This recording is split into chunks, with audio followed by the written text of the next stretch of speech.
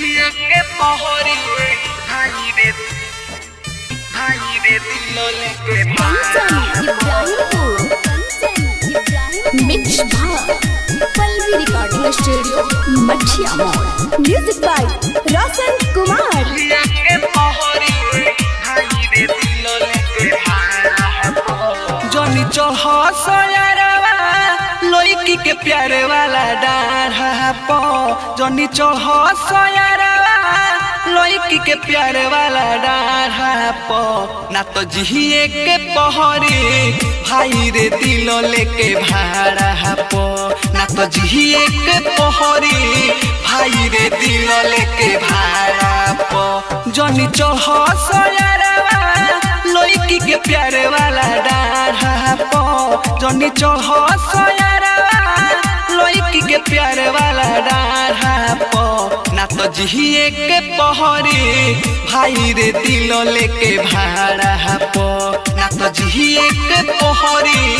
भाई रे दिल लेके भाड़ा प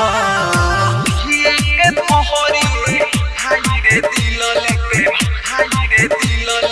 भाड़ा प कंचन इब्राहिमपुर।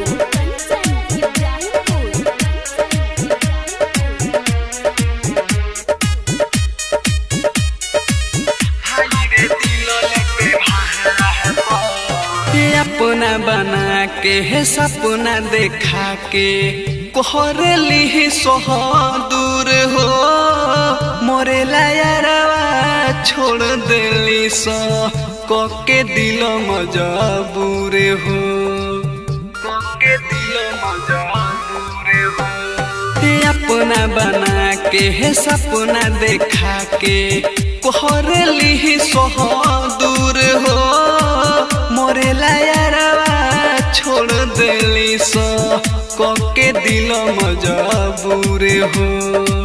दिली सतीलावा तूर हो जनी पर सफेरा में लगली सो घुमावे सहारा प जनी पर सफेरा में लगली सो घुमावे सहारा प ना तो जिए के पहरी भाई रे दिल लेके भाड़ा प ना तो जिए के पहरी भाई रे दिल लेके भाड़ा प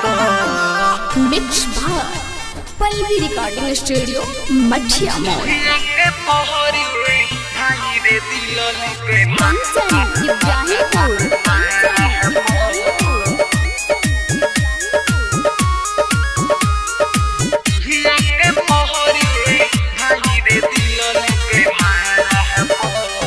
मौका पर धोखा दे के रे यारवा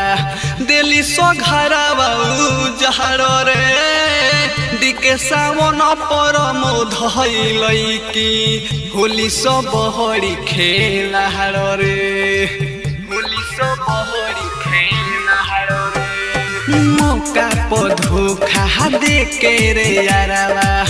दिली सो घरवा उजहर रे दिके सावन पर मोधई की होली सो बहरी खेला रे लेली सो दिलावा काढ़ रे हे अमर जीत हके जिंदगी देख लो आइल की नहरा प